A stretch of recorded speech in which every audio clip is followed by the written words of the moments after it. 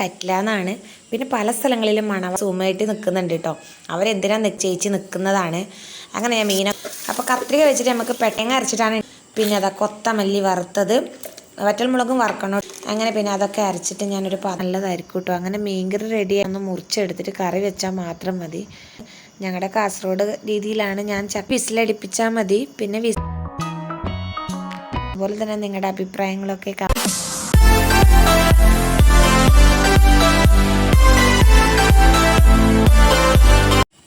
Hello friends, എല്ലാവർക്കും പുതിയൊരു വീഡിയോയിലേക്ക് സ്വാഗതം. ഇന്ന് വൈകുന്നേരം നമ്മൾ എന്താ കഴിക്കാൻ ഉണ്ടാക്കി നോക്കിയാലോ. എനിക്കിന്ന് കുറച്ച് മീൻ കിട്ടിയിട്ടുണ്ടായിരുന്നു കേട്ടോ. നാട്ടിലുണ്ടാകുമ്പോൾ എടുത്തൊരു വീഡിയോ ആണ്. അപ്പോൾ ഇന്ന് എനിക്ക് കിട്ടിയിട്ടുള്ള മീനിൻ്റെ പേര് എന്ന് വെച്ചാൽ കറ്റിലാന്നാണ്. പിന്നെ പല സ്ഥലങ്ങളിലും മണവാട്ടി എന്നൊക്കെ പറയും.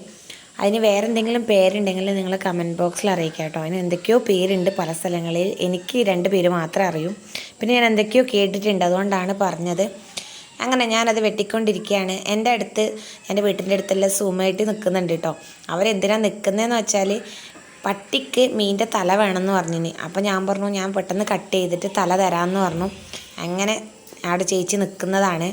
അങ്ങനെ ഞാൻ മീനൊക്കെ വെട്ടി തലയൊക്കെ ചേച്ചിക്ക് കൊടുത്തു. പിന്നെ ഞാനതൊക്കെ നല്ല വൃത്തിക്കൊന്ന് കഴുകിയെടുക്കുകയാണ്. ഞങ്ങളെപ്പോഴും മീൻ വെട്ടുന്നത് ഈ ബാൽക്കണിയിൽ നിന്നാണ്. നമ്മൾ അടുക്കളേൻ്റെ പുറത്തുള്ള ബാൽക്കണി അല്ല, വർക്ക് ഏരിയ എന്നൊക്കെ പറയും. അവിടെ നിന്നാണ് ഞാൻ മീൻ വെട്ടാറുള്ളത്. അപ്പോൾ കത്രിക വെച്ചിട്ട് നമുക്ക് പെട്ടെന്ന് വെട്ടിയെടുക്കാനും പറ്റും. അങ്ങനെ അവിടെ നിന്ന് വെട്ടലൊക്കെ കഴിഞ്ഞ് ഉപ്പൊക്കെ ഇട്ട് നന്നായിട്ട് തേച്ച് കഴുകിയെടുക്കാൻ പോവുകയാണ് അതിനെ. ഇനി നമുക്ക് ഇന്ന് തേങ്ങ അരച്ചിട്ടാണ് ഉണ്ടാക്കുന്നത് കേട്ടോ. അപ്പോൾ ഇത്രയും ഐറ്റംസാണ് ഇനി വേണ്ടത്. തേങ്ങയും വറ്റൽമുളകും, പിന്നെ അതാ കൊത്തമല്ലി വറുത്തത്, വറ്റൽമുളകും വറക്കണം കേട്ടോ. പിന്നെ എന്താണ്, ഉള്ളി ചുട്ടത്. ഉള്ളി ഞാൻ ഗ്യാസിൽ വെച്ചിട്ടാണ് ചുട്ടെടുത്തത്. കാരണം ഇവിടെ അടുപ്പൊന്നും ഞങ്ങൾ കത്തിക്കുന്നില്ല.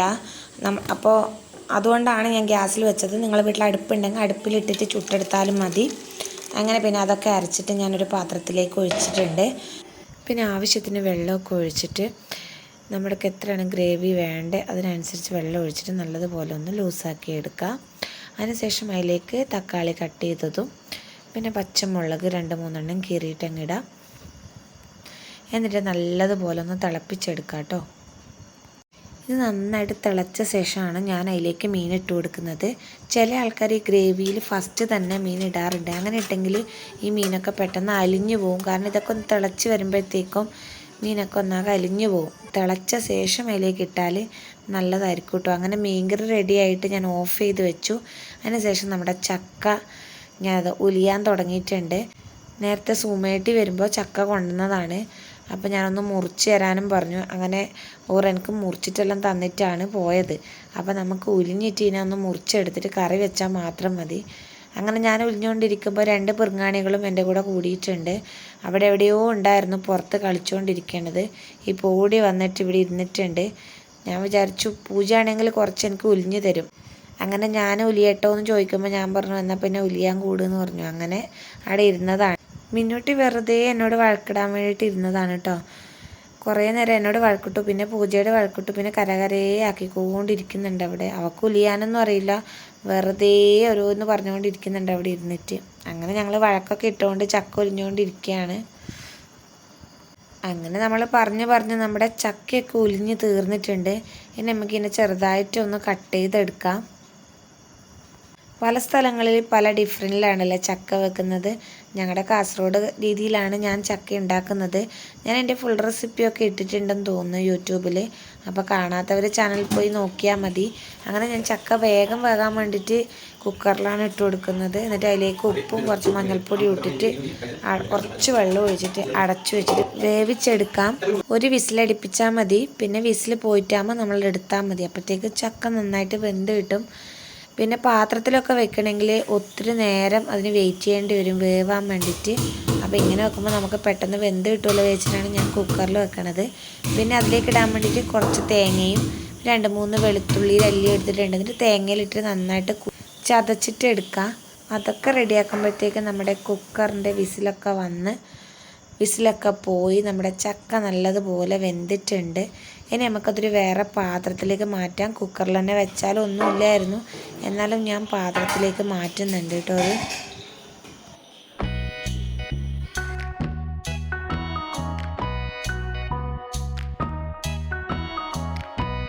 ചക്ക നന്നായിട്ട് വെന്തിട്ടുണ്ട്. ഇനി നമുക്കത് ഈ പാത്രത്തിലേക്ക് ഇട്ടിട്ട് കുക്കർ മാറ്റി വെക്കാം കേട്ടോ. ഇനി ഇതിനകത്താണ് നമ്മൾ ഉണ്ടാക്കാൻ പോകുന്നത്. അതിലേക്ക് തന്നെ തേങ്ങ ചിരവിയതും വെളുത്തുള്ളിയും ചതച്ചതും കൂടി ഇട്ടിട്ട് നന്നായിട്ടൊന്ന് മിക്സ് ചെയ്തെടുക്കുക.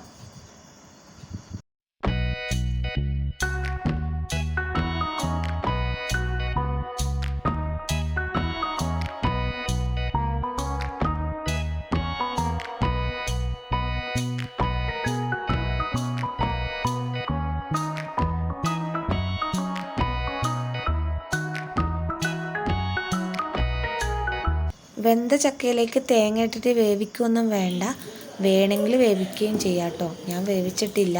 അതിനുശേഷം നമ്മൾ വറവിടാൻ വേണ്ടിയിട്ട് ഒരു ചട്ടി എടുത്തിട്ടുണ്ട്, ഒരു കുഞ്ഞു ചട്ടിയാണ്. അതിലേക്ക് നമ്മൾ കുറച്ച് വെളിച്ചെണ്ണ ഒഴിച്ചു കൊടുക്കുക. പിന്നെ കടുക്, വറ്റൽമുളക് ഒക്കെ ഇട്ടിട്ട് നന്നായിട്ടൊന്ന് കായ്ച്ചിട്ട് നമുക്ക് ഈ ചക്കയിലേക്ക് ഇട്ട് കൊടുക്കാം. വേണമെങ്കിൽ വറ്റൽമുളക് പൊടിച്ചതും കൂടി ഇട്ട് കൊടുക്കാം കേട്ടോ. എന്നിട്ട് നന്നായിട്ടൊന്ന് ചൂടാക്കിയിട്ട് ഇട്ട് കൊടുത്താലും മതി. ഇപ്പം മീൻ കറിയൊക്കെ ഉള്ളതുകൊണ്ടാണ് ഞാൻ വറ്റൽമുളക് രണ്ടെണ്ണം ഇങ്ങനെ കട്ട് ചെയ്തിട്ട് ഇട്ട് കൊടുത്തത്. എന്നിട്ട് നമുക്ക് നന്നായിട്ടൊന്ന് മിക്സ് ചെയ്ത് കൊടുക്കുക. ഇപ്പം നമ്മുടെ ചക്കക്കറിയും മീൻ കറിയും ഒക്കെ റെഡി ആയിട്ടുണ്ട്. ഇനി നമുക്കത് കഴിക്കാൻ പോവാം അല്ലേ. എല്ലാവരും ഒന്നിച്ചാണ് ഇരുന്നത്, അതുകൊണ്ട് തന്നെ ഞാൻ പിന്നെ ചക്ക വേറെ പാത്രത്തിലേക്കൊന്നും മാറ്റിയില്ല. വെറുതെ എന്തിനാ ഒരുപാട് പാത്രം കഴുകാനാക്കുന്നതെന്ന് വിചാരിച്ച് ചട്ടിയോടെ കൊണ്ടുവന്നിട്ട് അവിടെ വെച്ചിട്ടുണ്ട്. പിന്നെ ഗ്യാസിൽ വെക്കുന്നതുകൊണ്ട് ചട്ടിയുടെ അടിയിൽ കരിയൊന്നും ഉണ്ടാവില്ല. അങ്ങനെ എന്തൊക്കെയോ പറഞ്ഞുകൊണ്ട് ഞങ്ങളെല്ലാവരും കൂടി ഇന്നത്തെ ഡിന്നർ കഴിച്ചു. ഇന്നത്തെ കുഞ്ഞു വീഡിയോ ഇഷ്ടപ്പെട്ടാൽ ലൈക്ക് ചെയ്യാനും സബ്സ്ക്രൈബ് ചെയ്യാനും മറക്കരുത്. അതുപോലെ തന്നെ നിങ്ങളുടെ അഭിപ്രായങ്ങളൊക്കെ കമൻറ്റ് ബോക്സിൽ അറിയിക്കുക. അപ്പോൾ അടുത്ത വീഡിയോയുമായി വീണ്ടും കാണാം. ബൈ.